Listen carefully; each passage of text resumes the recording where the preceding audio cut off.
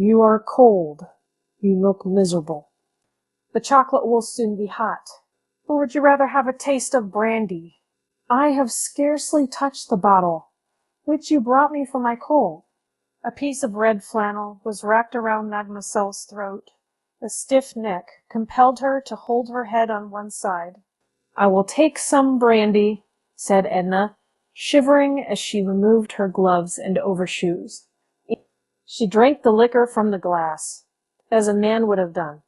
Then, flinging herself upon the uncomfortable sofa, she said, Mademoiselle, I'm going to move away from my house on Esplanade Street. Ah, ejaculated the musician, neither surprised nor especially interested.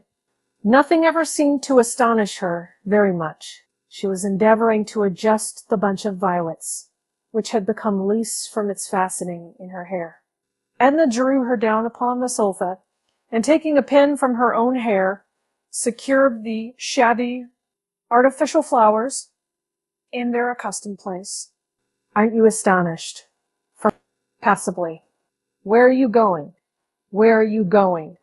To New York. To Iberville? To your father in Mississippi? Where? Just 2 steps away, laughed Edna, in a little 4-room house around the corner.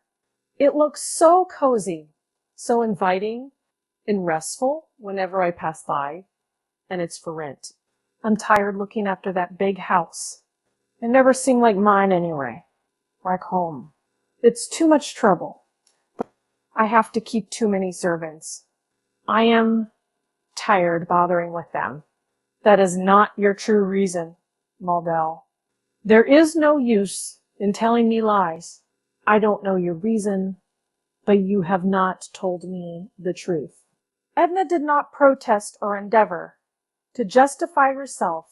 The house, the money that provides for it, are not mine. Isn't that enough reason? They are your husband's, returned Mademoiselle, with a shrug and a malicious elevation of the eyebrows. Oh, I see there is no deceiving you. Then let me tell you, it is a caprice. I have a little money of my own from the mother's estate, which my father sends me by driblets. I won a large sum this winter on the races, and I am beginning to sell my sketches. Laidpoor is more and more pleased with my work. He says it grows in force and individuality. I cannot judge of that myself, but I feel that I have gained in ease and confidence. However, as I said, I have sold a good many few Laidpoor. I can live in the tiny house for little or nothing with 1 servant.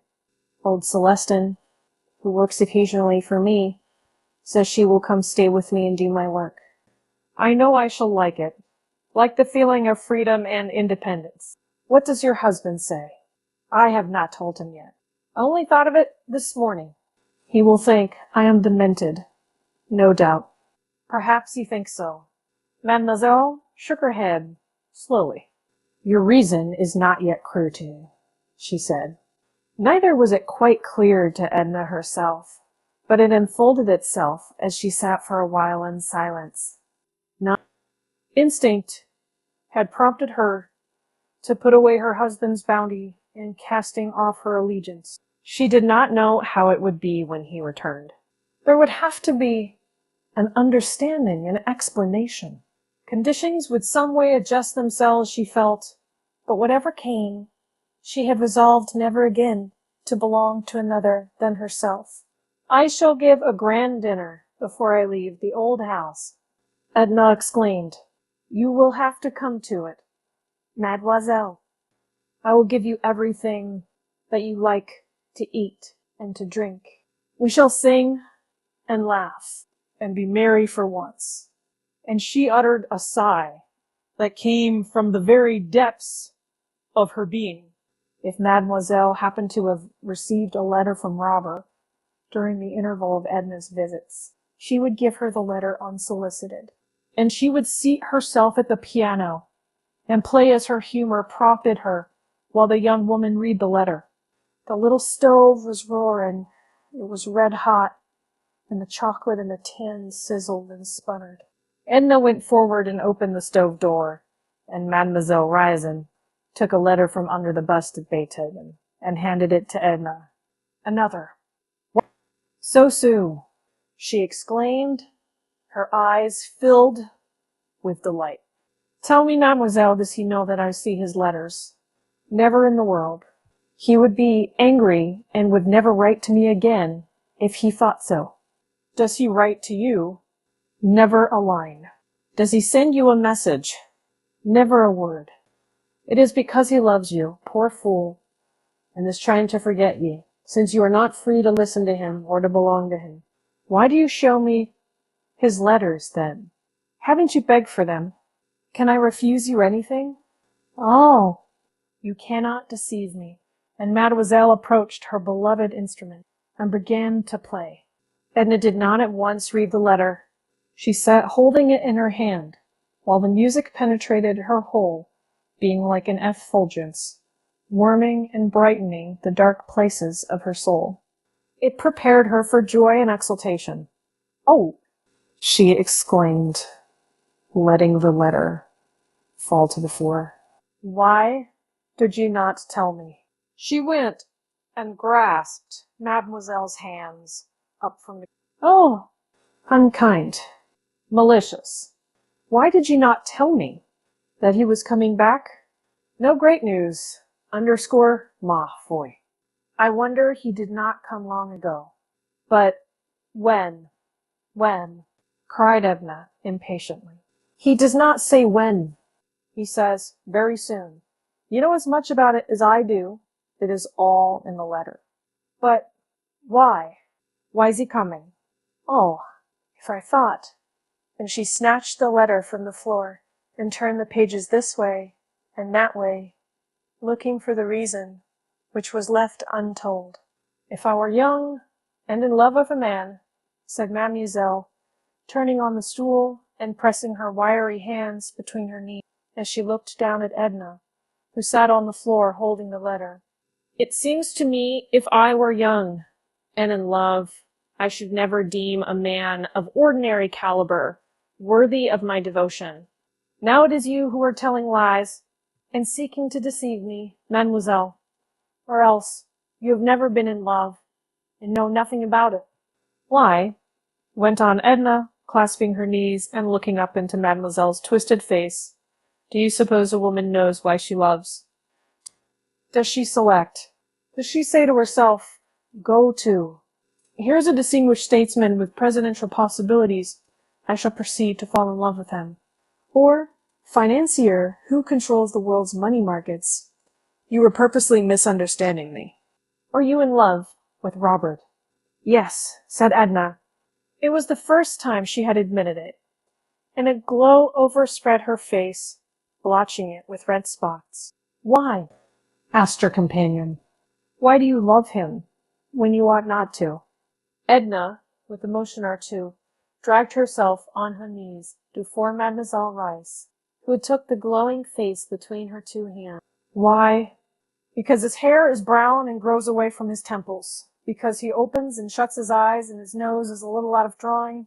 Because he has two lips and a square chin and a little finger which he can't straighten from having played baseball too energetically in his youth. Because you do, in short, laughed Mademoiselle. What will you do when he comes back? She asked. Do? Nothing, except feel glad and happy to be alive. She was already glad and happy to be alive at the mere thought of his return. The murky, lowing sky, which had depressed her a few hours before, seemed bracing and invigorating as she splashed through the streets on her way home. She stopped at a confectioner's and ordered a huge box of bonbons for the children in Iberville. She slipped a card in the box, on which she scribbled a tender message, and sent an abundance of kisses. When calls from other patterns were grateful, this rose to give a farewell dinner, before leaving, regretting that he was not there to share it, to help out with the menu and assist her in entertaining. Her letter was brilliant and brimming with cheerfulness. Chapter 27. What is the matter with you? Has asked a Robin that evening. I never found you in such a happy mood. Edna was tired by that time, and was reclining on the lounge before the fire. Don't you know the weather prophet has told us we shall see the sun pretty soon? Well, that ought to be reason enough. He acquiesced. You wouldn't give me another if I sat here all night, imploring you. He sat close to her on a low taboret, and as he spoke, his fingers lightly touched the hair that fell a little over her forehead. She liked the touch of his fingers through her hair, and closed her eyes sensitively. One of these days, she said, I'm going to pull myself together for a while and try to determine what character of a woman I am, for candidly, I don't know. By all the codes which I am acquainted with, I am a devilishly wicked specimen of the sex. But some way I can't convince myself that I am. I must think about it. Don't. What's the use? Why should you bother thinking about it when I can tell you what manner of woman you are? His fingers strayed occasionally down to her warm, smooth cheeks and firm chin, which was growing a little full. Oh, yes, you will tell me that I am adorable. Everything that is captivating. Spare yourself the effort. No. I shan't tell you anything of the sort, though I shouldn't be lying if I did. Do you know Mademoiselle Rice? She asked it relevantly. The pianist. I know her by sight. I've heard her play. She says queer things, sometimes in a bantering way that you don't notice at the time, and you find yourself thinking about afterward. For instance, when I left her today, she put her arms around me and felt my shoulder blades to see if my wings were strong. She said, the bird that would soar above the level plane of tradition and prejudice must have strong wings. It is a sad spectacle to see the weaklings bruised, exhausted, fluttering back to earth. Whither would you soar? I'm not thinking of any extraordinary flights. I only half comprehend her. I've heard she's partially demented, said Arabin. She seems to me wondrously sane, Edna replied. I'm told she's extremely disagreeable and unpleasant. Why have you introduced her at a moment when I desired to talk of you? Oh, talk of me if you like, cried Edna, clasping her hands beneath her head. But let me think of something else while you do. I'm jealous of your thoughts tonight. They're making you a little kinder than usual, but some way I feel as if they were wandering, as if they were not here with me. She only looked at him and smiled. His eyes were very near. He leaned upon the lounge with an arm extended across her, while the other hand still rested upon her hair. They continued silently to look into each other's eyes. When he leaned forward and kissed her, she clasped his head, holding his lips to hers. It was the first kiss of her life to which her nature had really responded. It was a flaming torch that kindled desire. Chapter 28. Edna cried a little that night after Arabin left her. It was only one phase of the multitudinous emotions which had assailed her. There was with her an overwhelming feeling of irresponsibility. There was the shock of the unexpected and the unaccustomed. There was her husband's reproach, looking at her from the external things which he had provided for her external existence. There was Robert's reproach, making itself felt by a quicker, fiercer, more overpowering love which had awakened within her toward him. Above all, there was understanding. She felt as if a mist had been lifted from her eyes, enabling her to look upon and comprehend the significance of life. That monster made up of beauty and brutality. But among the conflicting sensations which assailed her, there was neither shame nor remorse. There was a dull pang of regret because it was not the kiss of love which had inflamed her, because it was not love which had held this cup of life to her lips. Chapter 29. Without even waiting for an answer from her husband regarding his opinion or wishes in the matter, Edna hastened her preparations for quitting her home on Esplanade Street and moving into the little house around the block. A feverish anxiety attended her every action in that direction. There was no moment of deliberation, no interval of repose between the thought and its fulfillment. Early upon the morning following those hours passed in urban society, Edna set about securing her new abode and hurrying her arrangements for occupying it. Even within the precincts of her home, she felt like one who has entered and lingered within the portals of some forbidden temple, in which 1,000 muffled voices bade her begone. Whatever was her own in the house, everything which she had acquired aside from her husband's bounty, she caused to be transported to the other house, supplying simple and meager deficiencies from her own resources. Arobin found her with rolled sleeves, working in company with the housemaid when he looked in during the afternoon.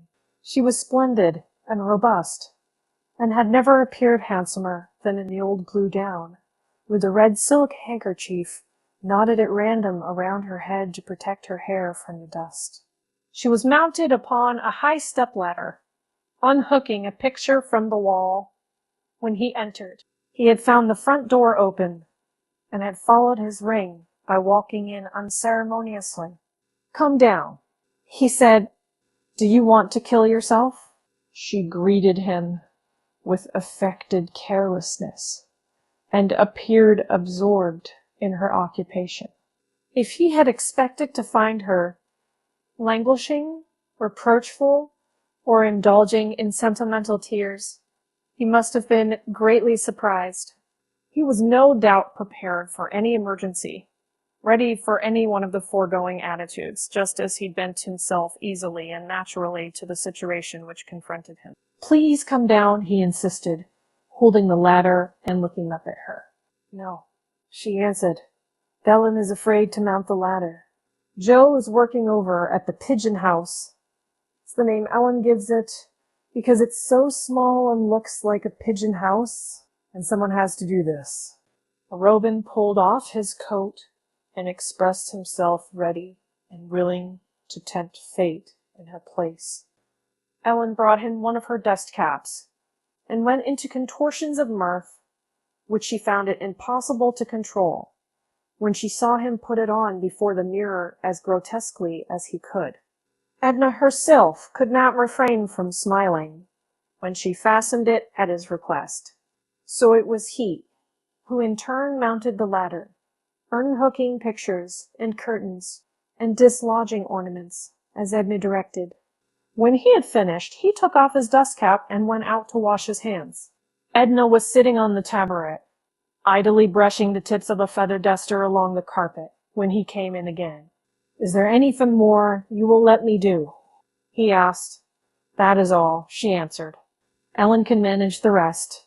She kept the young woman occupied in the drawing room, unwilling to be left alone with Arobin. "What about the dinner?" he asked. "The grand event, the coup d'etat. It will be day after tomorrow. Full. Why do you call it the good diminution? Oh, it will be very fine. All my best of everything. Crystal, silver, and gold. Severals, flowers, music, and champagne to swim in. I'll let Leoncy pay the bills. I wonder what he'll say when he sees the bills. And you ask me why I call it a coup d'etat?" Arobin had put on his coat, and he stood before her and asked if his cravat was plumb. She told him it was, looking no higher than the tip of his collar. "When do you go to the Pigeon House?" With all due acknowledgment to Ellen. "Day after tomorrow, after the dinner." "I shall sleep there, Ellen. Will you very kindly get me a glass of water?" asked Arobin. "The dust in the curtains, if you will pardon me for hinting such a thing, has parched my throat to a crisp." While Ellen gets the water, said Edna, rising.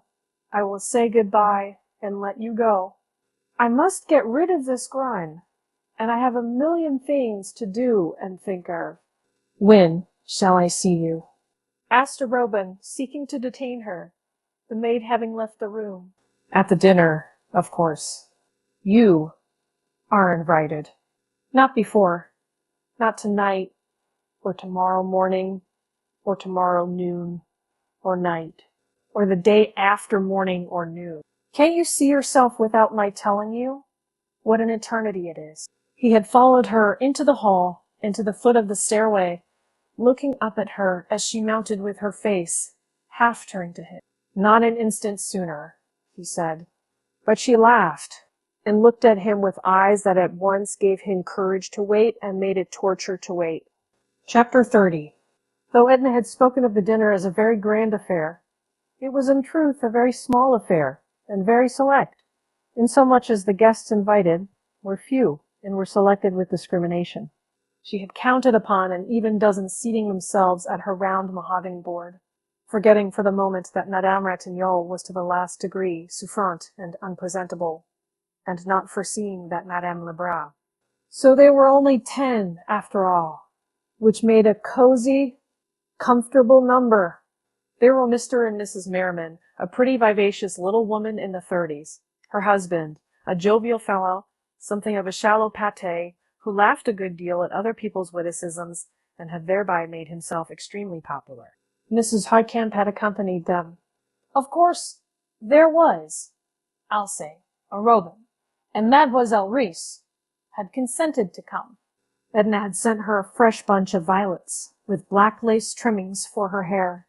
Monsieur Ratignolle brought himself and his wife's Victor Lebrun, who happened to be in the city, bent upon relaxation, had accepted with alacrity. There was a Miss Mayblunt, no longer in her teens, who looked at the world through lorgnettes, and with the keenest interest. It was thought and said that she was intellectual. It was suspected of her that she wrote under a nom de guerre. She had come with a gentleman by the name of Gouvernail, connected with one of the daily papers, of whom nothing special could be said, except that he was observant, and seemed quiet and inoffensive. Edna herself made the 10th, and at 8:30 they seated themselves at table, Arobin and Monsieur Ratignolle on either side of their hostess. Mrs. Heitkamp sat between Arobin and Victor Lebrun. Then came Mrs. Merriman, Mr. Gouvernail, Miss Mayblunt, Mr. Merriman, and Mademoiselle Reisz next to Monsieur Ratignolle. There was something extremely gorgeous about the appearance of the table, an effect of splendor conveyed by a cover of pale yellow satin under strips of lacework. There were wax candles in massive brass candelabra, burning softly under yellow silk shades. Full, fragrant roses, yellow and red, abounded. There were silver and gold, as she had said there would be, and crystal, which glittered like the gems which the women. The ordinary stiff dining chairs had been discarded for the occasion, and replaced by the most commodious and luxurious, which could be collected throughout the house. Mademoiselle Reisz, being exceedingly diminutive, was elevated upon cushions, as small children are sometimes hoisted at table upon bulky volumes. Something new, Edna. Accomplished the testified. She's done her Bowman again, and he opened to the father and positive muscles to see anything, and he's quite new, brand new, in fact, a present from my husband. It arrived this morning from New York. I may as well admit that this is my birthday, and that I am 29. In good time I expect you to drink my health. Meanwhile, I shall ask you to begin with this cocktail, composed. Would you say composed? With an appeal to Miss Mayblunt, composed by my father, in honor of Sister Janet's wedding. Before each guest stood a tiny glass that looked and sparkled like a garnet. Then, all things considered, spoke Arobin.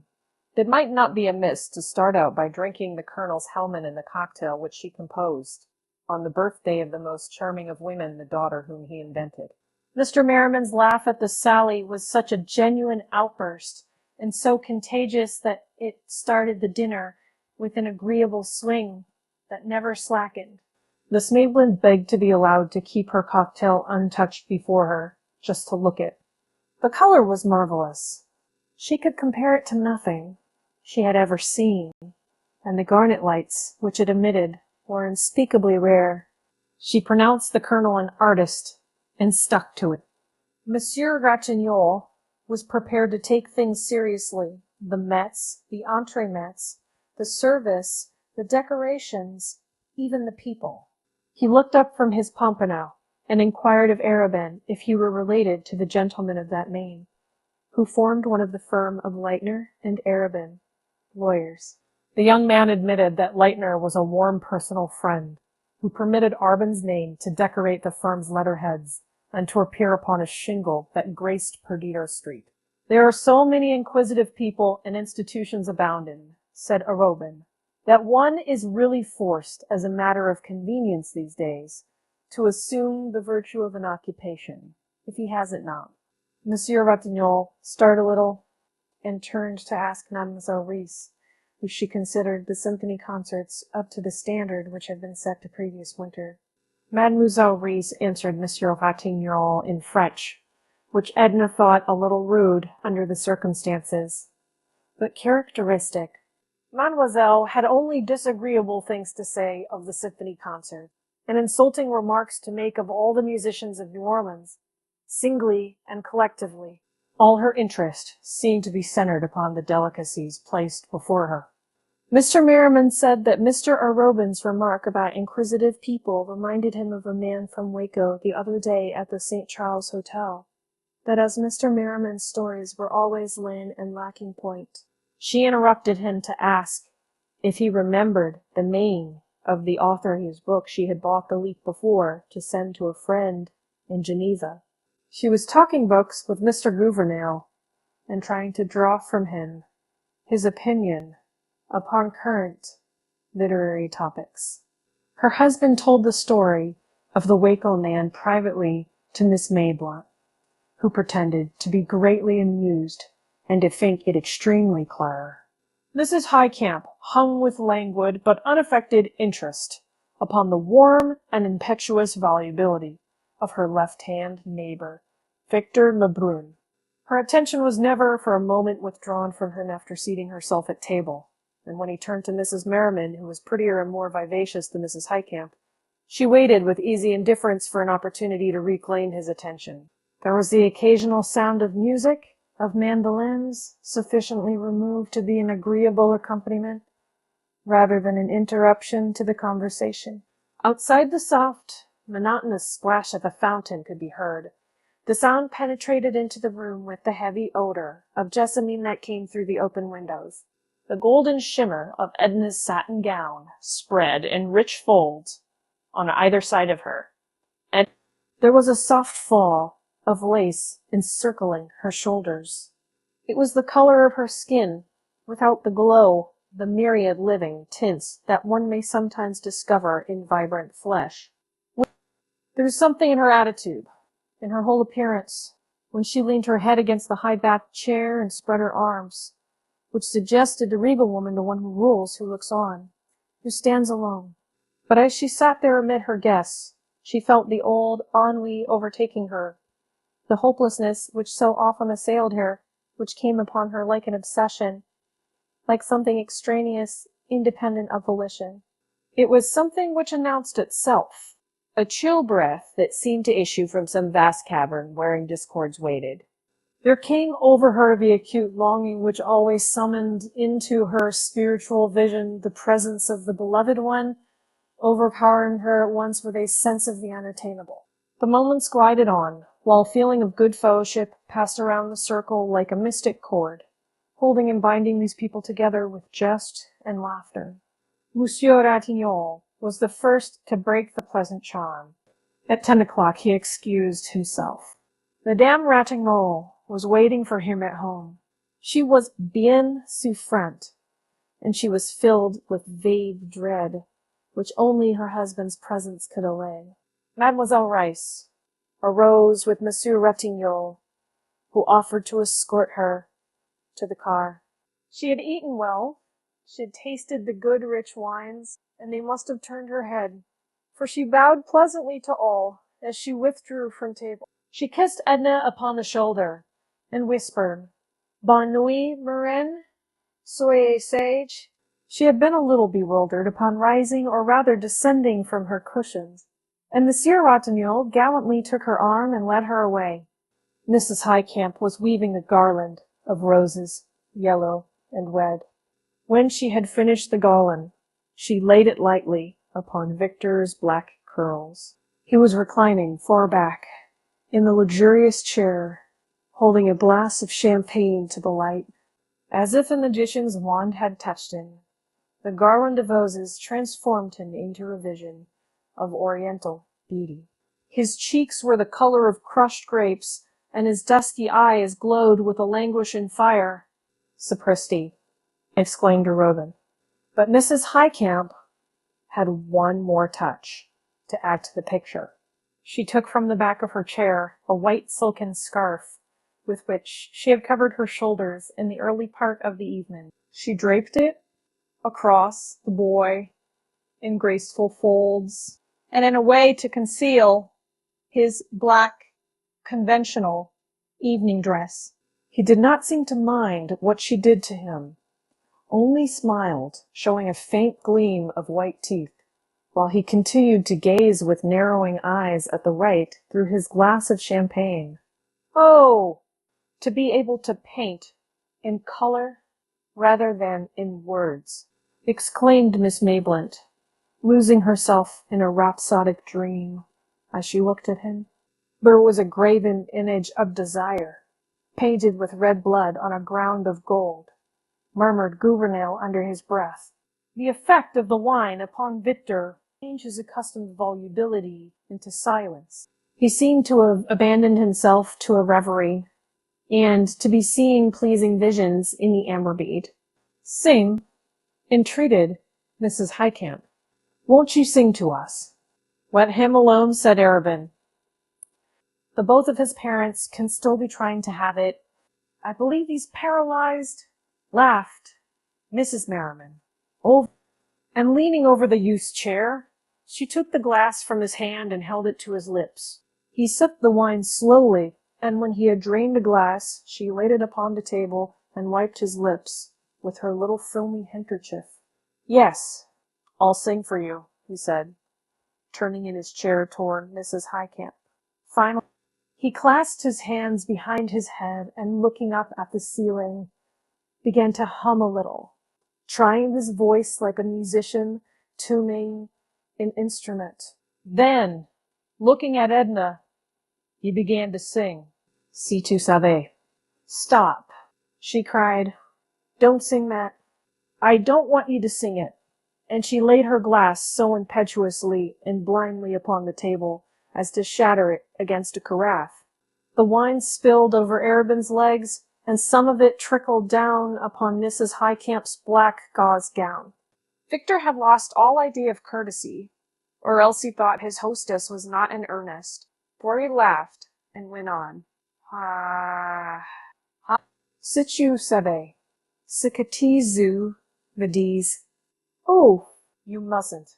That you mustn't," exclaimed Edna, and pushing back her chair, she got up, and going behind him, placed her hand over his mouth. He kissed the soft palm that pressed upon his lips. No, I won't, Mrs. Pontellier. I didn't know you meant it," looking up at her with caressing eyes. The touch of his lips was like a pleasing sting to her hand. She lifted the garland of roses from his head and flung it across the room. "Come, Victor, you've posed long enough. Give Mrs. Highcamp her scarf." Mrs. Highcamp undraped the scarf from about him with her own hands. Miss Mayblunt and Mr. Gouvernail suddenly conceived the notion that it was time to say good night, and Mr. and Mrs. Merriman wondered how it could be so late. Before parting from Victor, Mrs. Highcamp invited him to call upon her daughter, who she knew would be charmed to meet him and talk French and sing French songs with him. Victor expressed his desire and intention to call upon Miss Highcamp at the first opportunity which presented itself. He asked if Arobin were going his way. Arobin was not. The mandolin players had long since stolen away. A profound stillness had fallen upon the broad, beautiful street. The voices of Edna's disbanding guests jarred like a discordant note upon the quiet harmony of the night. Chapter 31. Well, questioned Arobin, who had remained with Edna after the others had departed. Well, she reiterated, and stood up, stretching her arms, and feeling the need to relax her muscles after having been so long seated. What next? He asked. The servants. How gone? They left when the musicians did. I have dismissed them. The house has to be closed and locked, and I shall trot around to the pigeon house and shall send Celestine over in the morning to straighten things up. He looked around and began to turn out some of the lights. What about upstairs? He inquired. I think it is all right, but there may be a window or two unlatched. We had better look.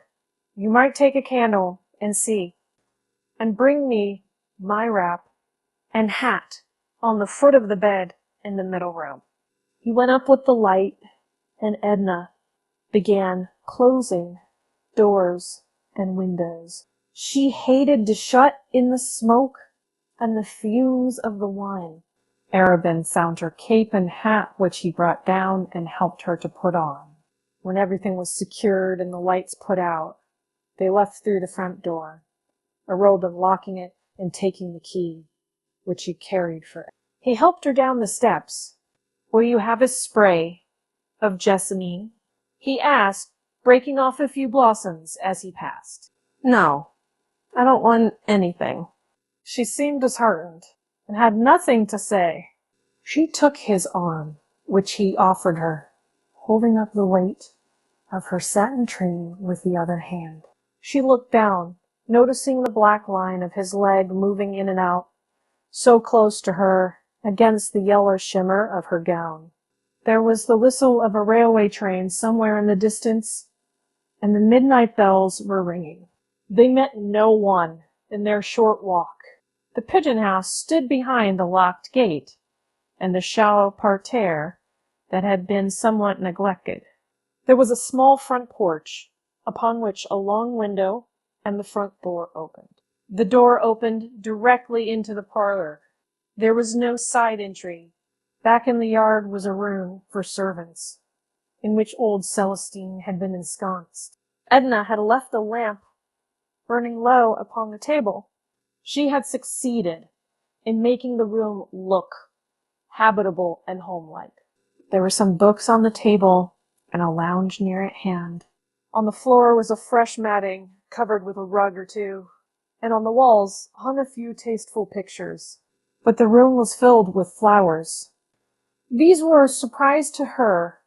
Arobin had sent them, and had Celestine distribute them during Edna's absence. Her bedroom was adjoining, and across a small passage were the dining room and kitchen.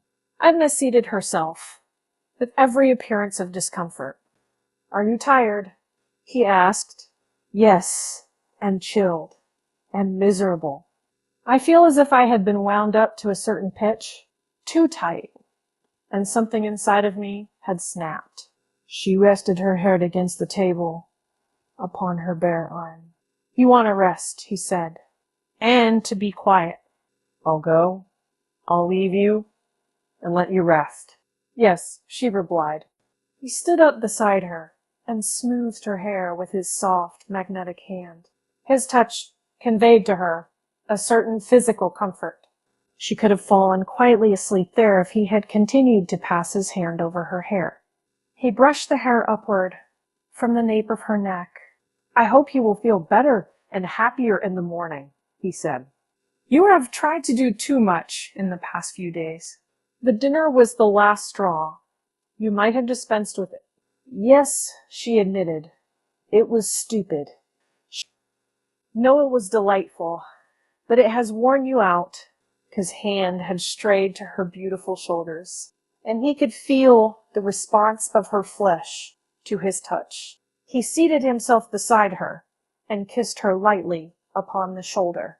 "I thought you were going away," she said in an uneven voice. "I am, after I have said good night."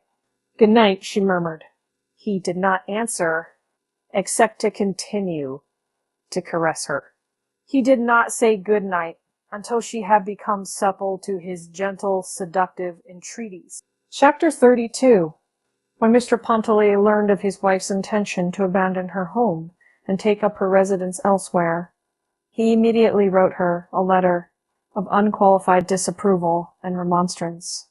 She had given reasons which he was unwilling to acknowledge as adequate. He hoped she had not acted upon her rash impulse, and he begged her to consider first, foremost, and above all else, what people would say.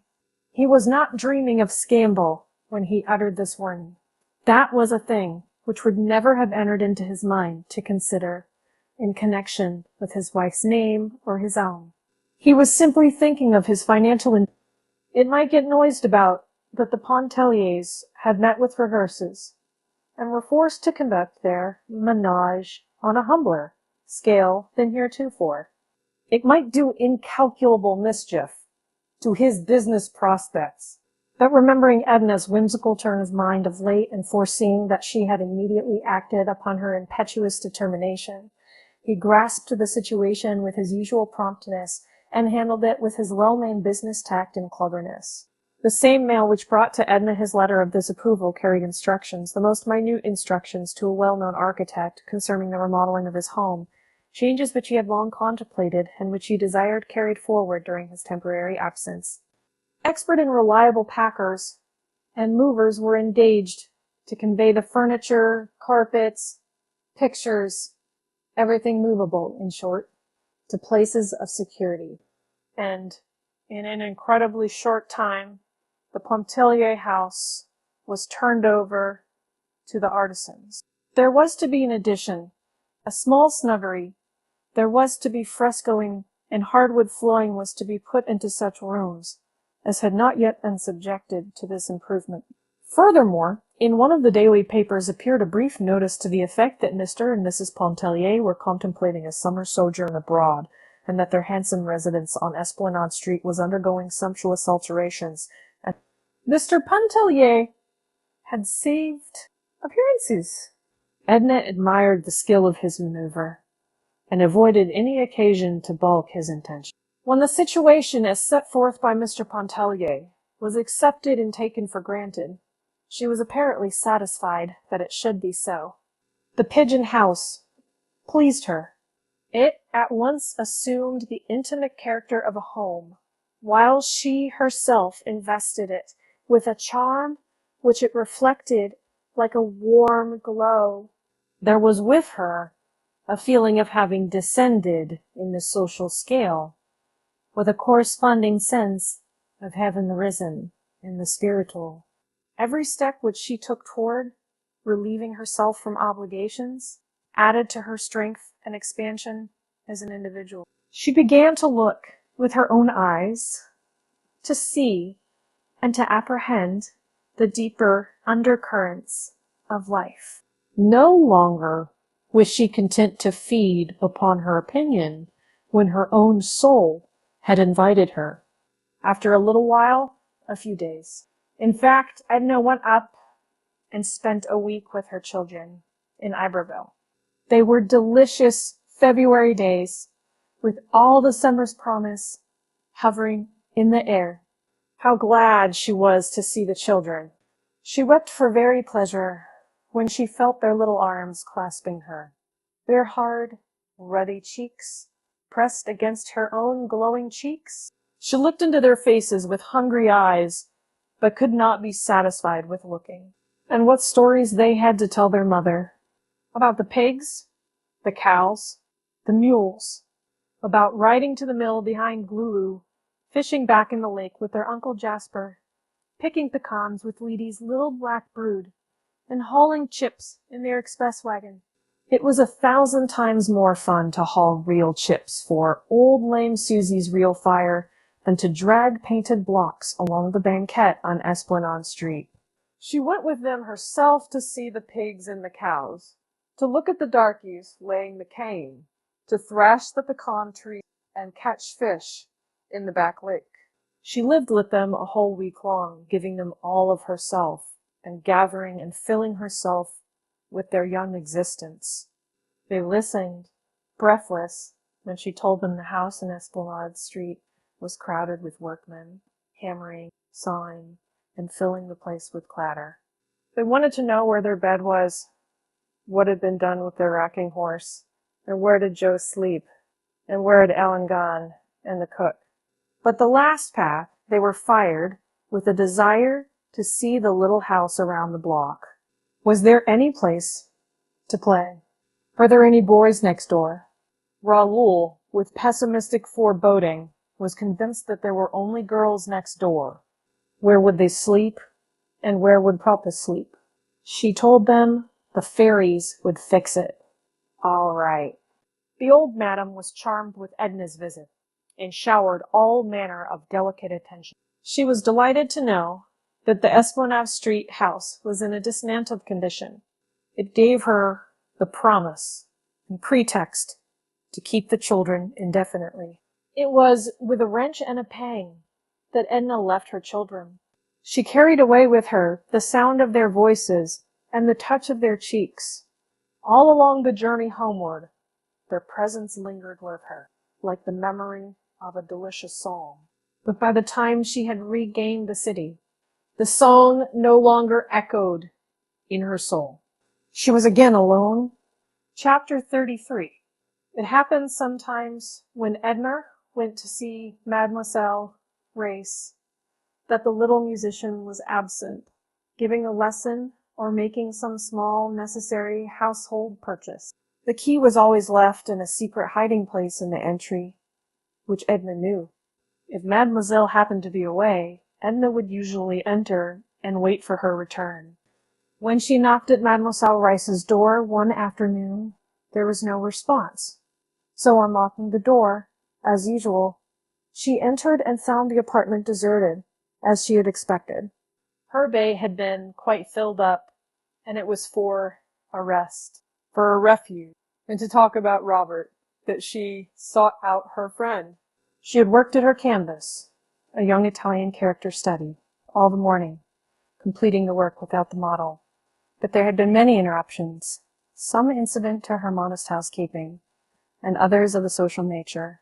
Madame Ratignolle had dragged herself over, avoiding the two public thoroughfares. She said she complained that Edna had neglected her much of late. Besides, she was consumed with curiosity to see the little house and the manner in which it was conducted. She wanted to hear all about the dinner party. Monsieur Ratignolle had left so early. What had happened after he left? The champagne and grapes which Edna sent over were too delicious. She had so little appetite. They had refreshed and toned her stomach. Where on earth was she going to put Mr. Pontellier in that little house? And the boys? And then she made Edna promise to go to her when her hour of trial overtook her. At any time of the day or night, dear, Edna assured her. Big brother. Before leaving, Madame Ratignolle said, in some way, you seem to me like a child, Edna. You seem to act without a certain amount of reflection, which is necessary in this life. And that is the reason why I want to say, well, you mustn't mind if I advise you to be a little careful while you are living here alone. Why don't you have someone come and stay with you? Wouldn't Mademoiselle Rice come? No, she wouldn't wish to come, and I shouldn't want her always with me. Well, the reason? You know how evil-minded the world is. Someone was talking of Alcée Arobin visiting you. Of course, it wouldn't matter if Mr. Arobin had not such a dreadful reputation. Monsieur Ratignolle was telling me that his attentions alone are considered enough to ruin a woman's name. Does he boast of his successes? Asked Edna, indifferently, squinting at her picture. No, I think not. I believe he is a decent fellow as far as that goes, but his character is so well known among the men. I shan't be able to come back and see you. It was very, very imprudent today. Mind, step, cried Edna. Don't neglect me, entreated Madame Ratignolle, and don't mind what I said about Arobin, or having someone to stay with you. Of course not, Edna laughed. You may say anything you like to me. They kissed each other goodbye. Madame Ratignolle had not far to go, and Edna stood on the porch a while, watching her walk down the street. Then in the afternoon, Mrs. Merriman and Mrs. Highcamp had made their party call. Edna felt that they might have dispensed with the formality. They had also come to invite her to play 21 one evening at Mrs. She was asked to go early to dinner, and Mr. Merriman or Mr. Arobin would take her home. Edna accepted in a half-hearted way. She sometimes felt very tired of Mrs. Highcamp and Mrs. Merriman. Late in the afternoon she sought refuge with Mademoiselle Reisz, and stayed there alone, waiting for her, feeling a kind of repose invade her with the very atmosphere of the shabby, unpretentious little room. Edna sat at the window, which looked out over the housetops and across the river. The window frame was filled with pots of flowers, and she sat and picked the dry leaves from a rose geranium. The day was warm, and the breeze, which blew from the river, was very pleasant. She removed her hat and laid it on the piano. He went on, picking the leaves and digging around the plants with her hatpin. Once she thought she heard Mademoiselle Reisz approaching, but it was a young black girl who came in, bringing a small bundle of laundry, which she deposited in the adjoining room and went away. Edna seated herself at the piano and softly picked out with one hand the bars of a piece of music which lay open before her. A half-hour went by. There was the occasional sound of people going and coming in the lower hall. She was growing interested in her occupation of picking out the aria, when there was a second rap at the door. She vaguely wondered what these people did when they found Mademoiselle's door locked. "Come in," she called, turning her face toward the door, and this time it was Robert Lebrun who presented himself. He attempted to rise. She could not have done so without betraying the agitation which mastered her at sight of him, so she fell back upon the stool, only exclaiming, "Why, Robert!" He came and clasped her hand, seemingly without knowing what he was saying or doing. "Mrs. Pontellier, how do you happen? Oh, how well you look. Is Mademoiselle Reisz not here? I never expected to see you. When did you come back?" asked Edna in an unsteady voice, wiping her face with her handkerchief. She seemed ill at ease on the piano stool, and he begged her to take the chair by the window. She did so, mechanically, while he seated himself on the stool. "I returned day before yesterday," he answered, while he leaned his arm on the keys, bringing forth a crash of discordant sound. "Day before yesterday." She had pictured him seeking her at the very first hour, and he had lived under the same sky since day before yesterday, while only by accident had he stumbled upon her. Mademoiselle must have lied when she said, "Poor fool, he loves you." "Day before yesterday," she repeated, breaking off a spray of Mademoiselle's geranium. "Then if you had not met me here today, you wouldn't when. That is, didn't you mean to come and see me? Of course, I should have gone to see you. There have been so many things." He turned the leaves of Mademoiselle's music nervously. "I started in at once yesterday with the old firm. After all, there is as much chance for me here as there was there. That is, I might find it profitable someday. The Mexicans were not very congenial. So he had come back because the Mexicans were not congenial. Because business was as profitable here as there, because of any reason, and not because he cared to be near her. She remembered the day she sat on the floor, turning the pages of his letter, seeking the reason which was left untold. She had not noticed how he looked, only feeling his presence. But she turned deliberately and observed him. After all, he had been absent but a few months, and was not changed. His hair, the color of hers, waved back from his temples in the same way as before. His skin was not more burned than it had been at Grand Isle. She found in his eyes, when he looked at her for one silent moment, the same tender caress, with an added warmth and entreaty which had not been there before, the same glance which had penetrated to the sleeping places of her soul. 100 times Edna had pictured Robert's return and imagined their first meeting. It was usually at her home, whither he had sought her out at once. She always fancied him expressing or betraying in some way his love for her. And here, the reality was that they sat 10 feet apart, she at the window, crushing geranium leaves in her hand and smelling them. I was very much surprised to hear of Mr. Pontellier's absence. And your moving mother told me yesterday. I should think you would have gone to New York with him, or to Iberville with the children, rather than be bothered here with housekeeping. And you are going abroad, too, I hear. We shan't have you at Grand Isle next summer. That won't seem. Do you see much of Mademoiselle Riche? She often spoke of you in the few letters she wrote. Do you remember that you promised to write to me when you went away? The flush overspread his whole face. I couldn't believe that my letters would be of any interest to you. That is an excuse. It isn't the truth. Edna reached for her hat on the piano. She adjusted it, sticking the hat pin through the heavy coil of hair, with some deliberation. Are you not going to wait for Mademoiselle Reisz? Asked Robert. No.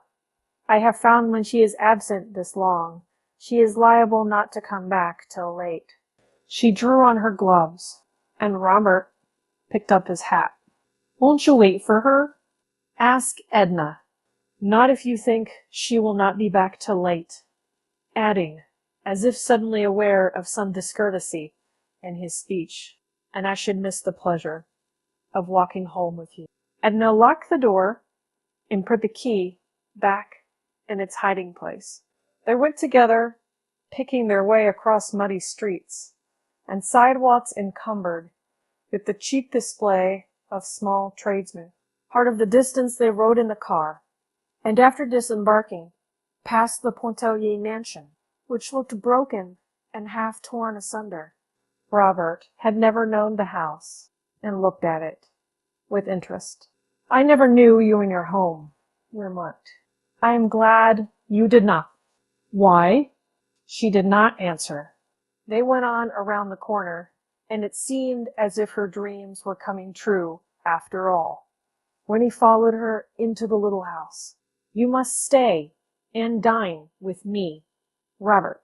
You see, I am all alone, and it is so long since I have seen you. And there is so much I want to ask you. She took off her hat and gloves.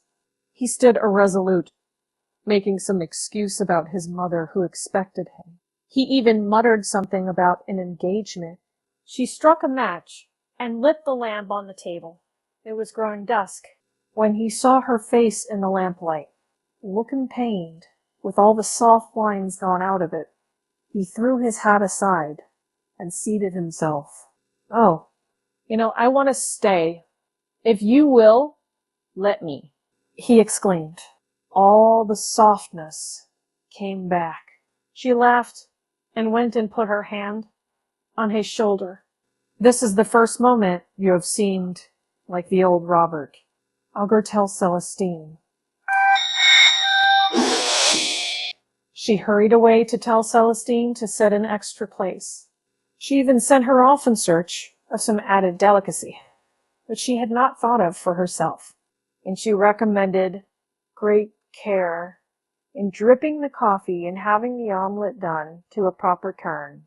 When she re-entered, Robert was turning over magazines, sketches, and things that lay upon the table in great disorder. He picked up a photograph and exclaimed, "Alcee Arobin. What on earth is his picture doing here?" "I tried to make a sketch of his head one day," answered Edna, "and he thought the photograph might help me. It was at the other house. I thought it had been left there. I must have packed it up with my drawing materials. I should think you would give it back to him if you have finished with it." "Oh, I have a great many such photographs. I never think of returning them. They don't amount to anything." Robert kept on looking at the picture. "It seems to me, do you think his head worth drawing? Is he a friend of Mr. Pontellier's?"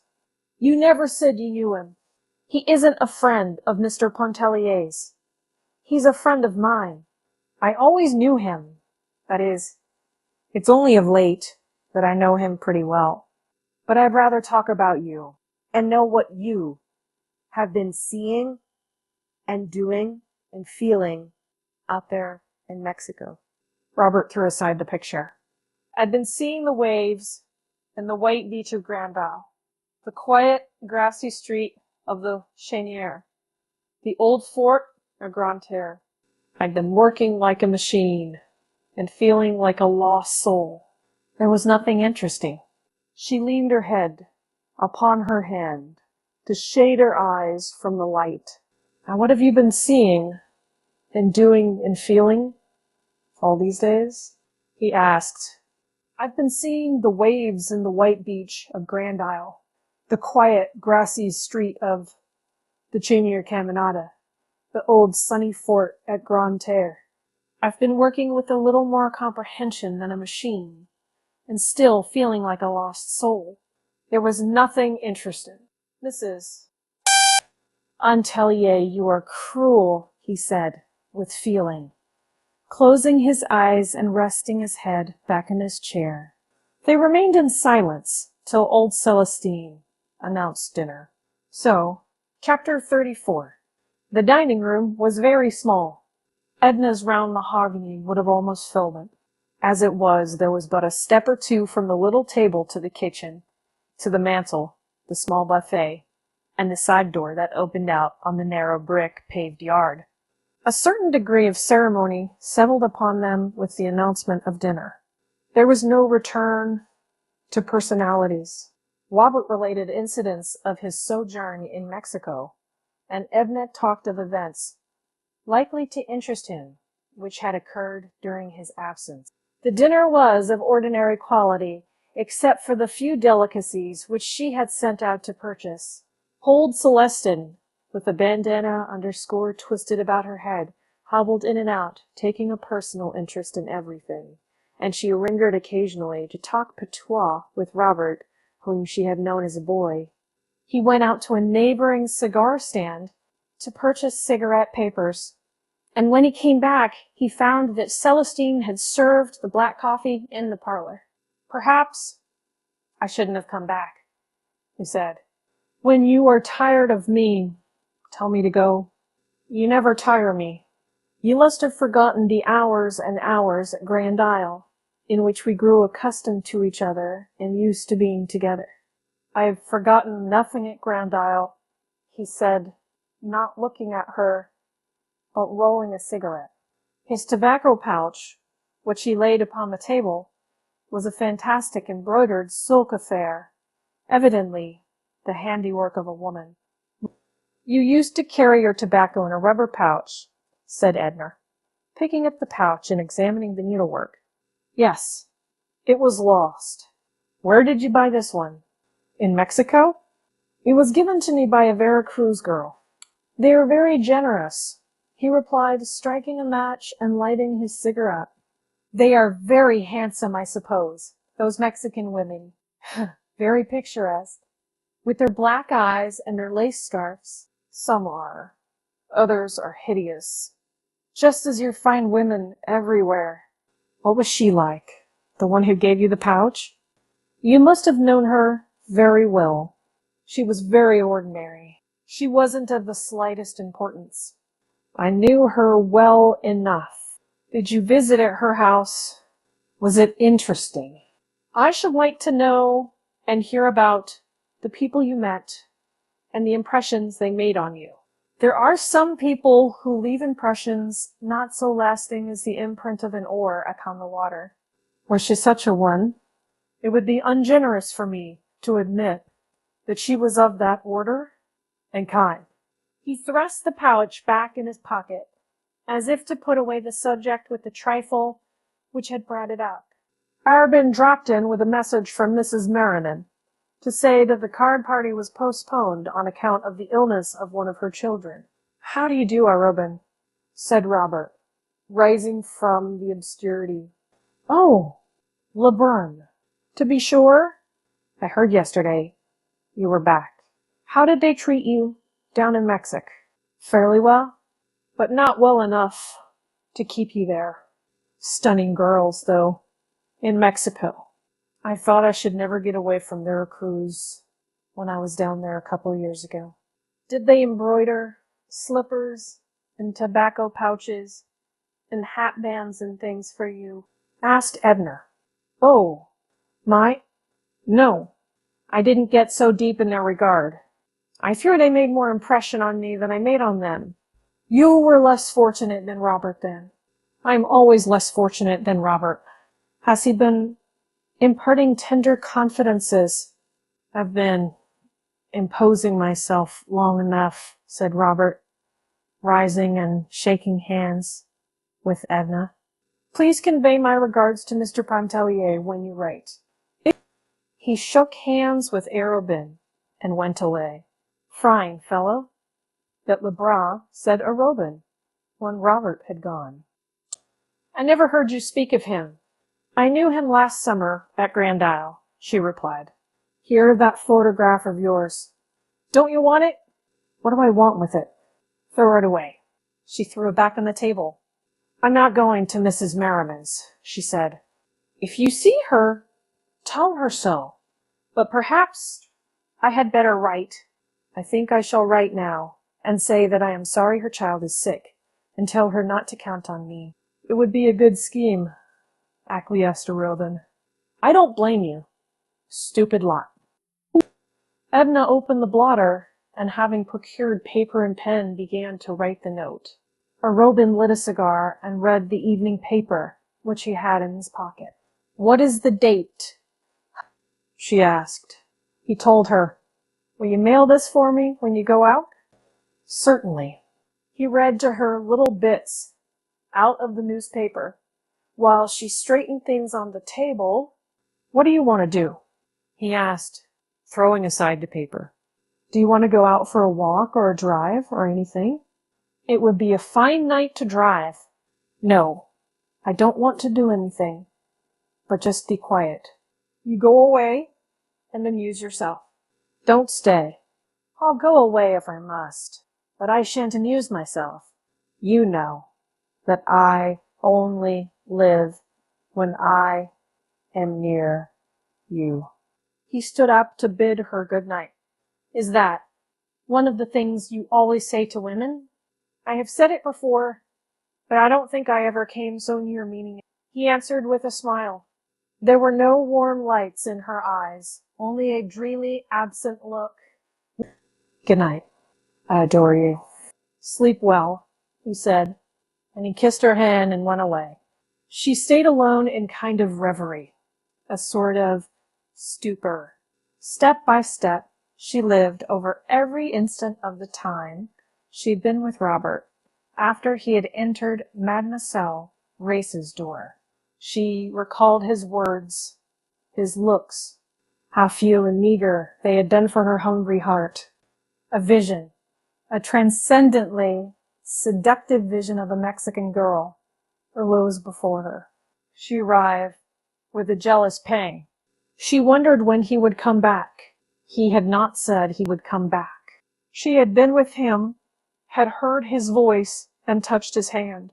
but some way he had seemed nearer to her off there in Mexico. Chapter 35. A morning was full of sunlight and hope.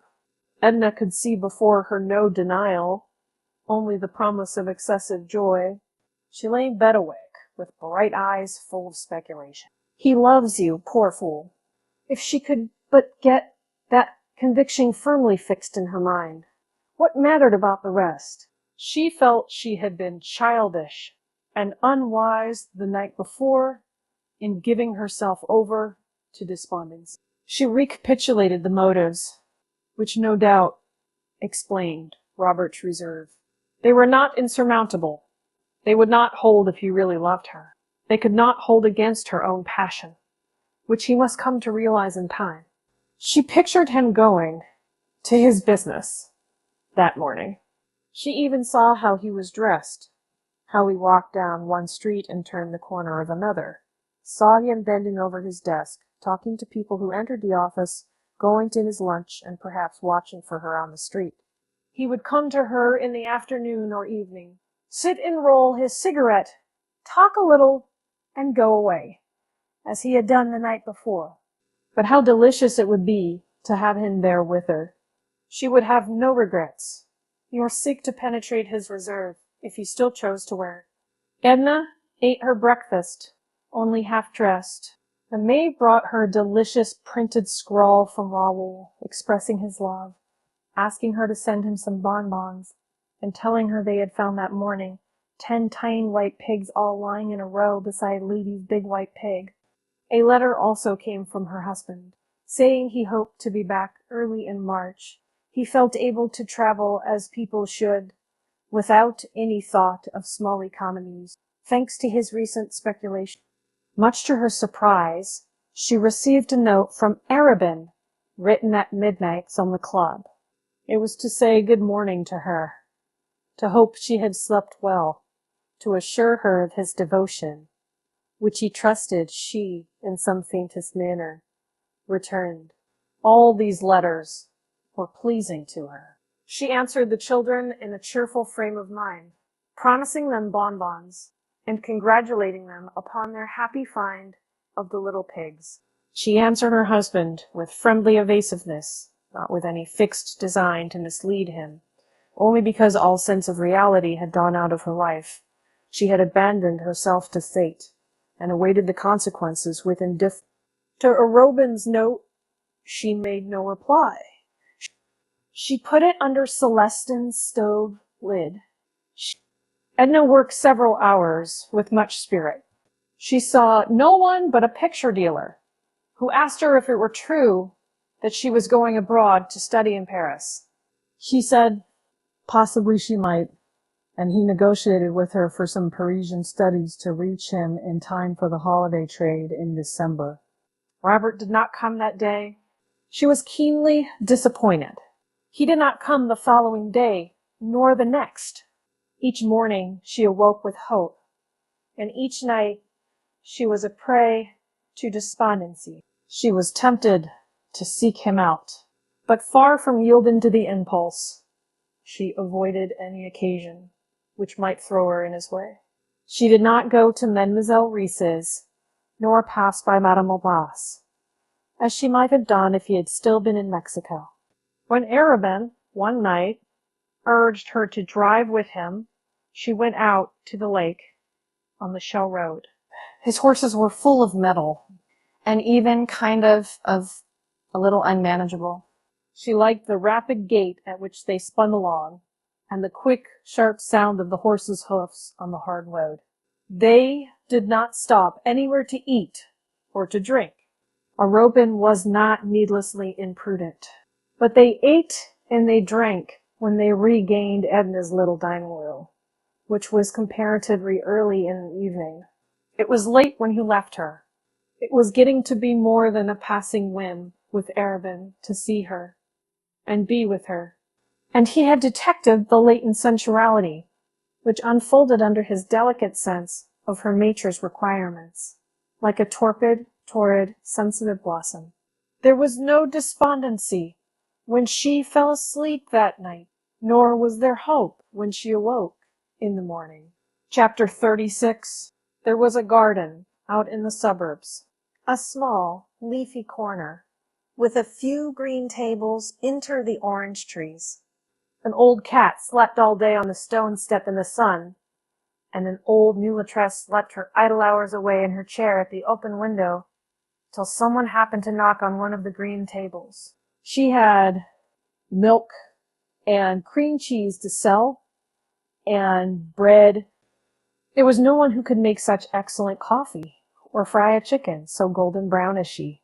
The place was too modest to attract the attention of people of fashion, and so quiet as to have escaped the notice of those in search of pleasure and dissipation. Edna had discovered it accidentally one day when the high board gate stood ajar. She caught sight of a little green table, blotched with a checkered sunlight that filtered through the quivering leaves overhead. Within, she had found the slumbering mulatresse, the drowsy cat, and a glass of milk which reminded her of the milk she had tasted in Iberville. She often stopped there during her perambulations, sometimes taking the book with her and sitting an hour or two under the trees when she found the place deserted. Once or twice she took a quiet dinner there alone, having instructed Celestine beforehand to prepare no dinner at home. It was the last place in the city where she would have expected to meet anyone. Still, she was not astonished when, as she was partaking of a modest dinner late in the afternoon, looking into an open book, stroking the cat which had made friends with her, she was not greatly astonished to see Robert come in at the tall garden gate. "I am destined to see you only by accident," she said, shoving the cat off the chair beside her. He was surprised, ill at ease, almost embarrassed at meeting her thus so unexpectedly. "Do you come here often?" he asked. "I almost live here," she said. "I used to drop in very often for a cup of Katich's good coffee. This is the first time since I came back. She'll bring you a plate, and you will share my dinner. There's always enough for two, even three, because—" Edna, looking in for this. Another Edna had intended to be indifferent and as reserved as he when she met him. She had reached the determination by a laborious train of reasoning, but her resolve melted when she saw him, before design and providence had led him into her path. "Why have you kept away from me, Robert?" she asked, closing the book that lay open upon the table. "Why are you so personal, Mrs. Pontellier? Why do you force me to idiotic subterfuges?" He exclaimed with sudden warmth. "I suppose there's no use telling you I've been very busy, or that I've been sick, or that I've been to see you and not found you at home. Please let me off with any one of these excuses. You are the embodiment of selfishness. You save yourself something, I don't know what, but there is some selfish motive, and in sparing yourself you never consider for a moment what I think or how I feel your neglect and indifference. I suppose this is what you would call unwomanly, but I have got into a habit of expressing myself. It doesn't matter to me, and you may think me unwomanly if you like. No, I only think you cruel, as I said the other day. Maybe not intentionally cruel, but you seem to be forcing me into disclosures which can result in nothing, as if you have me bear a wound for the pleasure of looking at it, without the intention or power of healing it. Menegas, I'm spoiling your dinner, Robert. Never mind what I say. You haven't eaten a morsel. I only came in for a cup of coffee." His sensitive face was all disfigured with excitement. "Isn't this a delightful place?" she remarked. "I'm so glad it has never actually been discovered. It is so quiet, so sweet here. Do you notice there is scarcely a sound to be heard? It's so out of the way, and a good walk from the car. However, I don't mind walking. I always feel so sorry for women who don't like to walk. They miss so much, so many rare little glimpses of life. And we women learn so little of life on the whole. Katiche's coffee is always hot, I don't know how she manages it here in the open air. Celestine's coffee gets cold, bringing it from the kitchen to the dining room. 3 lumps. How can you drink it? So sweet. Take some of the crust with your chop. It's so biting and crisp. Then, there's the advantage of being able to smoke with your coffee out here. Now, in the city, aren't you going to smoke? After a while, he said, laying a cigar on the table. Who gave it to you? She laughed. I bought it. I suppose I'm getting reckless. I bought a whole box. She was determined not to be personal again and make him uncomfortable. The cat made friends with him and climbed into his lap when he smoked his cigar. He stroked her silky fur and talked a little about her. He looked at Edna's book, which he had read, and he told her the end to save her the trouble of wading through it, he said. Again, he accompanied her back to her home, and it was after dusk when they reached the little pigeon house. She did not ask him to remain, which he was grateful for, as it permitted him to stay without the discomfort of blundering through an excuse, which he had no intention of considering. He helped her to light the lamp. Then she went into her room to take off her hat and to bathe her face and hands. When she came back, Robert were basically not examining the pictures and magazines as before. He sat off in the shadow, leaning his head back on the chair as if in a reverie. Edna lingered a moment beside the table, arranging the books there. Then she went across the room to where he sat. She bent over the arm of his chair and called his name. Robert, she said, are you asleep? No, he answered, looking up at her. She leaned over and kissed him. A soft, cool, delicate kiss whose voluptuous sting penetrated his whole being. Then she moved away from him. He followed and took her in his arms, just holding her close to him. She put her hand up to his face and pressed his cheek against her own. The action was full of love and tenderness. He sought her lips again. Then he drew her down upon the sofa beside him and held her hand in both of his. Now you know, he said, now you know what I have been fighting against since last summer at Grand Isle. What drove me away and drove me back again. Why have you been fighting against it? She asked. Her face glowed with soft lights. Why? Well, because you were not free. You were Léonce Pontellier's wife.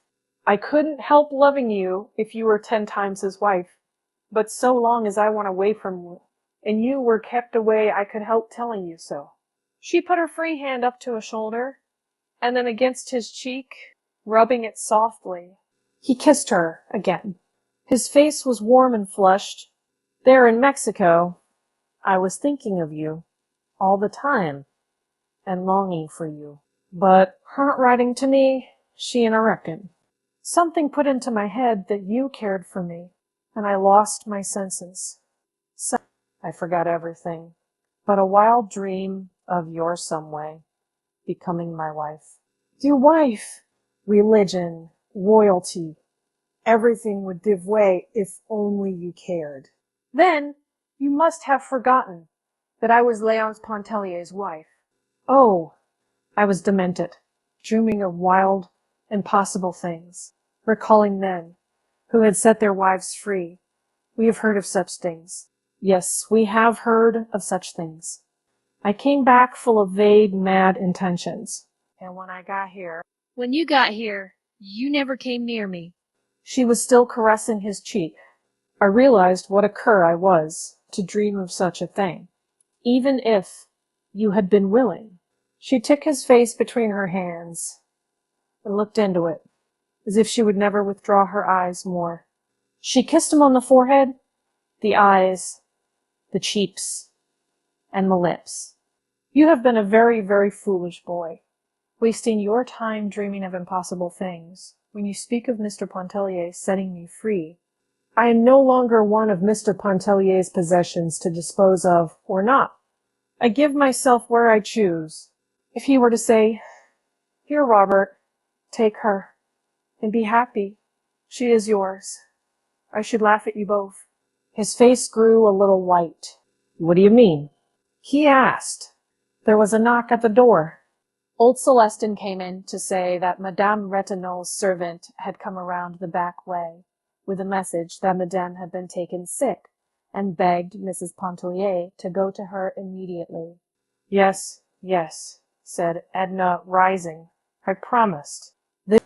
Tell her yes, to wait for me. I'll go back with her. Let me walk over with you, offered Robert. No, she said, I will go with the servant. She went into her room to put on her hat, and when she came in again, she sat once more upon the sofa beside him. He had not stirred. She put her arms about his neck. Goodbye, my sweet Robert. Tell me goodbye. He kissed her with a degree of passion which had not before entered into his caress, and strained her to him. I love you, she whispered. Only you, no one but you. It was you who awoke me last summer out of a lifelong stupid dream. Oh, you have made me so unhappy with your indifference. Oh, I have suffered. Now you are here. We shall love each other. My Robert, we shall be everything to each other. Nothing else in the world is of any consequence. I must go to my friend, but you will wait for me. No matter how late, you will wait for me. Robert, don't go. Don't go. Oh, Edna, stay with me, he pleaded. Why should you go? Stay with me. Stay with me. I shall come back as soon as I can. I shall find you here. She buried her face in his neck and said good-bye again.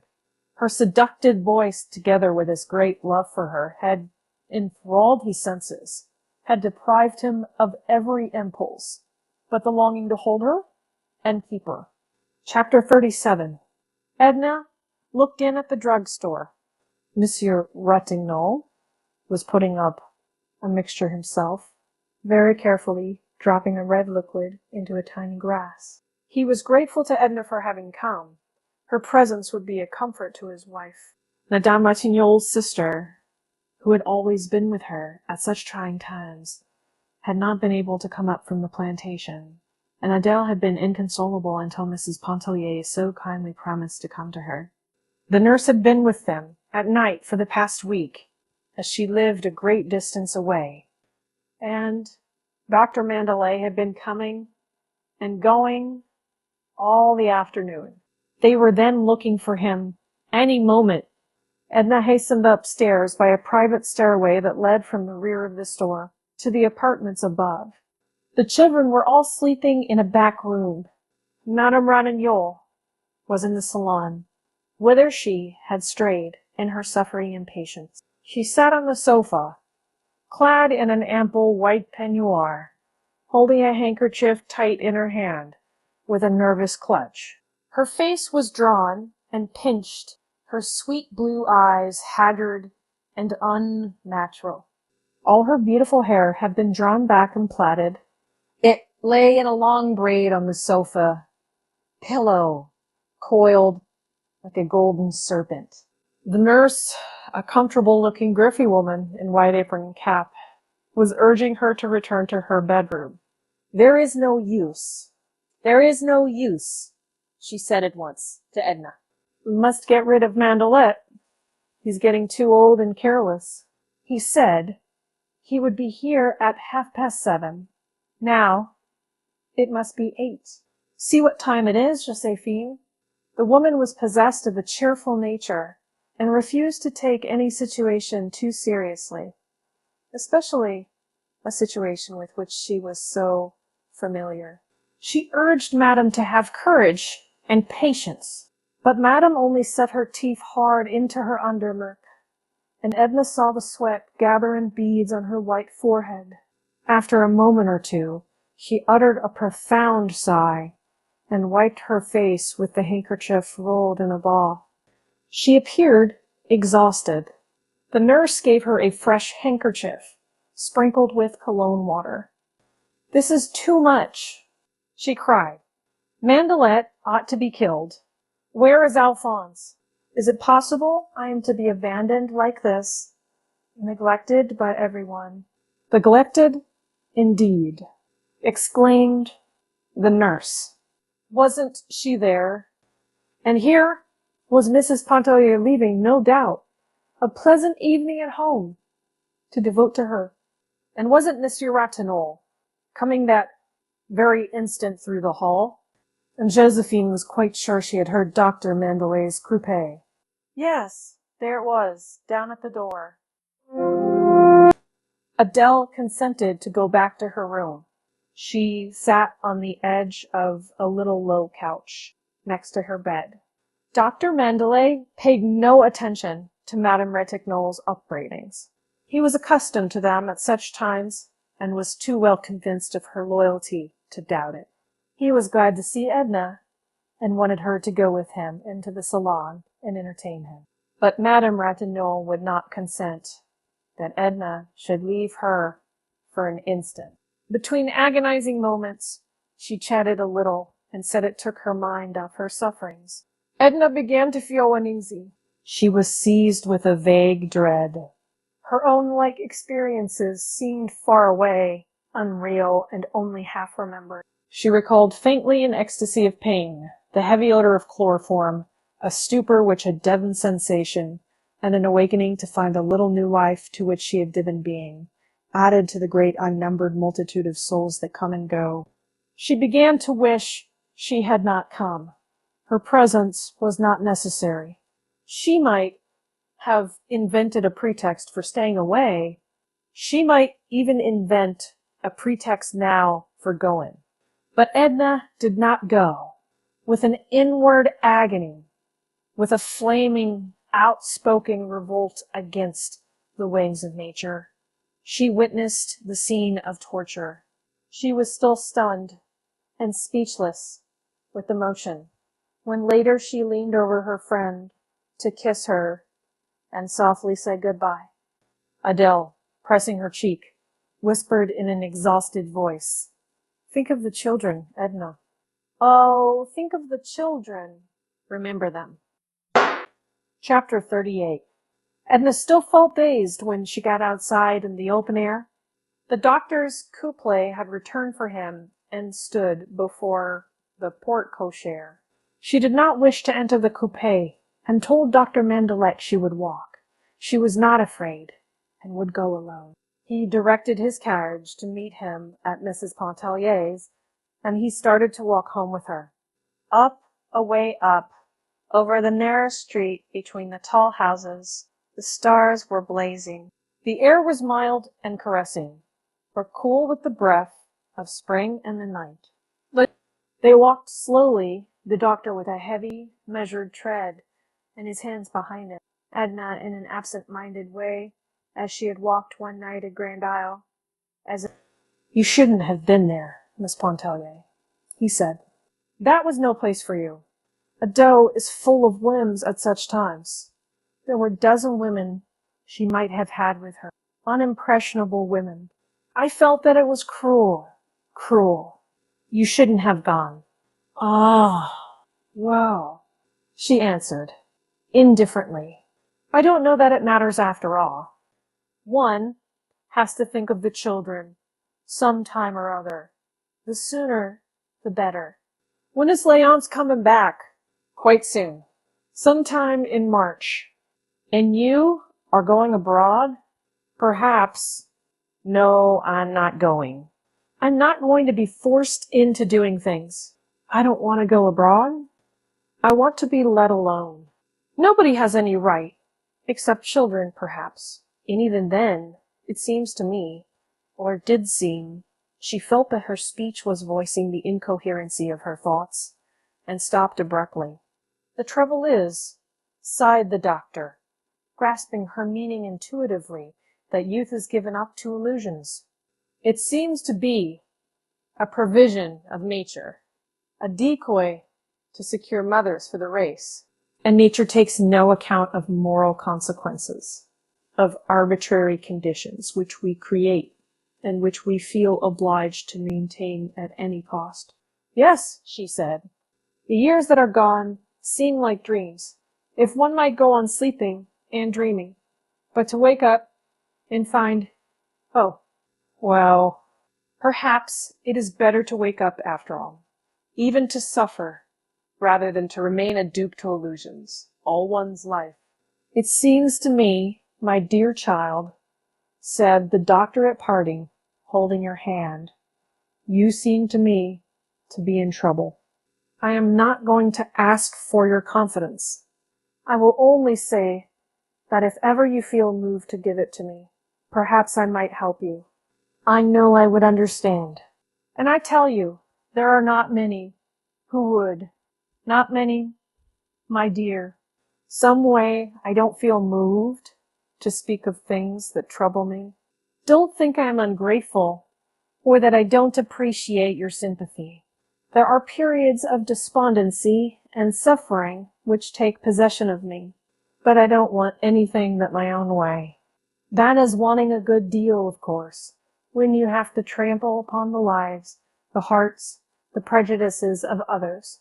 But no matter still, I shouldn't want to trample upon the little lives. Oh, I don't know what I'm saying, Doctor. Good night. Don't blame me for anything. Yes, I will blame you if you don't come within and see me soon. We will talk of things you never have dreamt of talking about before. It will do us both good. I don't want you to blame yourself, whatever comes. Good night, my child. She let herself in at the gate, but instead of entering, she sat upon the step of the porch. The night was quiet and soothing. All the tearing emotion of the last few hours seemed to fall away from her like a somber, uncomfortable garment, which she had but to loosen to be rid of. She went back to that hour before Adele had sent for her, and her senses kindled afresh in thinking of Robert's words, the pressure of his arms, and the feeling of his lips upon her own. She could picture at that moment no greater bliss on earth than possession of the beloved one. His expression of love had already given him to her in part. When she thought that he was there at hand waiting for her, she grew numb with the intoxication of expectancy. It was so late, he would be asleep, perhaps. She would awaken him with a kiss. She hoped he would be asleep, that she might arouse him with her caresses. Still, she remembered Adele's voice whispering, think of the children. Think of them. She meant to think of them. That determination had driven into her soul like a death wound, but not tonight. The morrow would be time to think of everything. Robert was not waiting for her in the little parlor. He was nowhere at hand. The house was empty, but he had scrawled on a piece of paper that lay in the lamplight, I love you. Goodbye, because I love you. Edna grew faint when she read the words. She went and sat on the sofa. Then she stretched herself out there, never uttering a sound. She did not sleep. She did not go to bed. The lamp sputtered and went out. She was still awake in the morning when Celestine unlocked the kitchen door and came in to light the fire. Chapter 39. Victor, with hammer and nails and scraps of scantling, was patching a corner of one of the galleries. Mariquita sat nearby, dangling her legs, watching him work, and handing him nails from the toolbox. The sun was beating down upon them. The girl had covered her head with her apron folded into a square pad. They had been talking for an hour or more. She was never tired of hearing Victor describe the dinner at Mrs. Poultier's. Mrs. Poultier's. He exaggerated every detail, making it appear a veritable Lucullian feast. The flowers were in tubs, he said. The champagne was quaffed from huge golden goblets. Venus rising from the foam could have presented no more entrancing a spectacle than Mrs. Pontellier, blazing with beauty and diamonds at the head of the board, while the other women were all of them youthful hours, possessed of incomparable charms. She got it into her head, that Victor was in love with Mrs. Pontellier, and he gave her evasive answers, framed so as to confirm her belief. She grew sullen and cried a little, threatening to go off and leave him to his fine ladies. There were a dozen men crazy about her at the Caneer, and since it was the fashion to be in love with married people, why, she could run away any time she liked to New Orleans with Salina's husband. Salina's husband was a fool, a coward, and a pig, and to prove it to her, Victor intended to hammer his head into a jelly the next time he encountered him.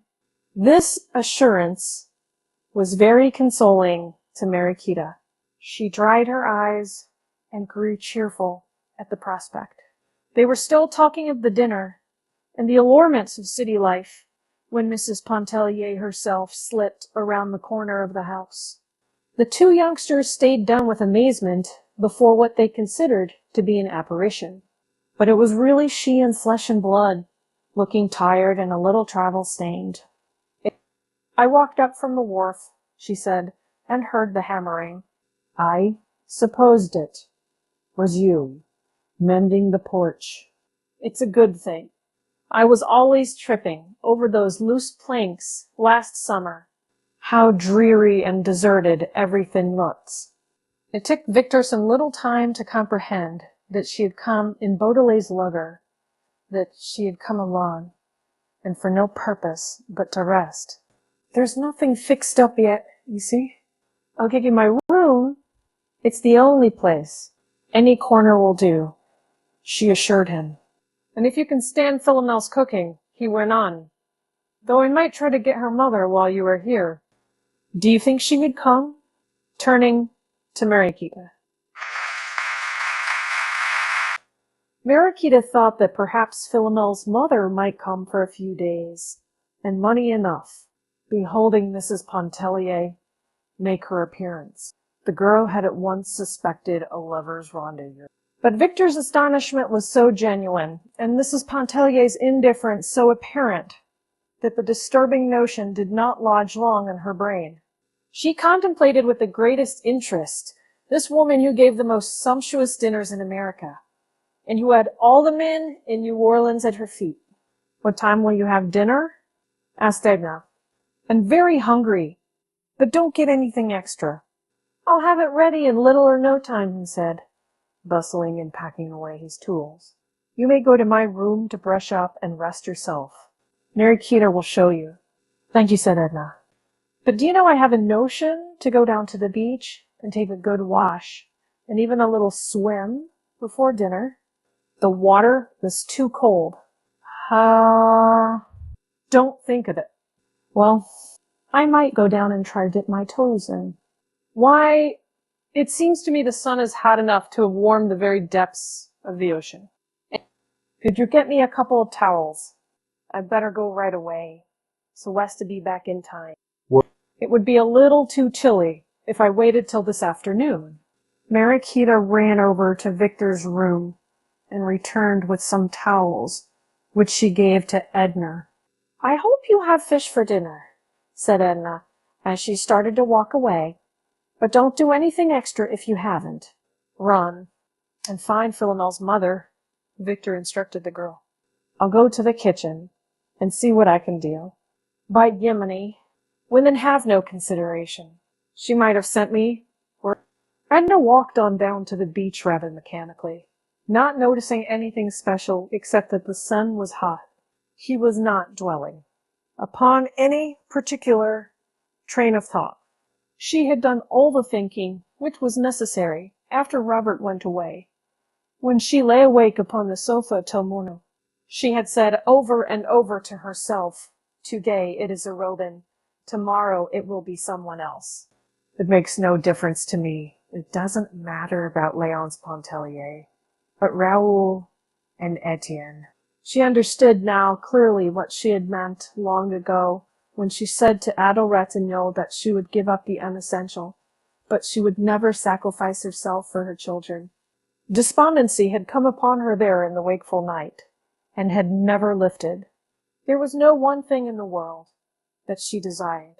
There was no human being whom she wanted near her except Robert, and she even realized that the day would come when he too, and the thought of him would melt out of her existence, leaving her alone.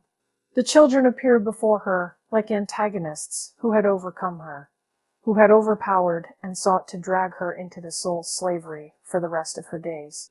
But she knew a way to elude them. She was not thinking of these things when she walked down to the beach. The water of the Gulf stretched out before her, gleaming with the million lights of the sun. The voice of the sea is seductive, never ceasing, whispering, clamoring, murmuring, inviting the soul to wander in abysses of solitude. All along the white beach, up and down, there was no living thing in sight. A bird with a broken wing was beating the air above, reeling, fluttering, circling, disabled, down, down to the water. Edna had found her old bathing suit still hanging, faded, upon its accustomed peg. She put it on, leaving her clothing in the bathhouse. But when she was there beside the sea, absolutely alone, she cast the unpleasant, pricking garments from her, and for the first time in her life, she stood naked in the open air at the mercy of the sun, the breeze that beat upon her, and the waves that invited her. How strange and awful! It seemed to stand naked under the sky. How delicious! She felt like some newborn creature, opening its eyes in a familiar world, but it had never known. The foamy wavelets curled up to her white feet and coiled like serpents about her ankles. She walked out. The water was chill, but she walked on. The water was deep, but she lifted her white body and reached out with a long, sweeping stroke. The touch of the sea is sensuous, enfolding the body in its soft, close embrace. She went on and on. She remembered the night she swam far out, and recalled the terror that seized her at the fear of being unable to regain the shore. She did not look back now, but went on and on, thinking of the blue grass meadow that she had traversed when a little child, believing that it had no beginning and no end. Her arms and legs were growing tired. She thought of Leonce and the children. They were a part of her life, but they need not have thought that they could possess her, body and soul. How Mademoiselle Riche would have laughed, perhaps sneered, if she knew. And you call yourself an artist? What pretensions, madam! The artist must possess the courageous soul that dares and defies. Exhaustion is pressing upon and overpowering her. Goodbye, because I love you. He did not know. He did not understand. He would never understand. Perhaps Dr. Mandelet would have understood if she had seen him, but it was too late. The shore was far behind her, and her strength was gone. She looked into the distance, and the old terror flamed up for an instant, then sank again. Edna heard her father's voice, and her sister, Margaret's. She heard the barking of an old dog that was chained to the sycamore tree. The spurs of the cavalry officer clanged as he walked across the porch. There was the hum of bees, and the musky odor of pinks filled the air.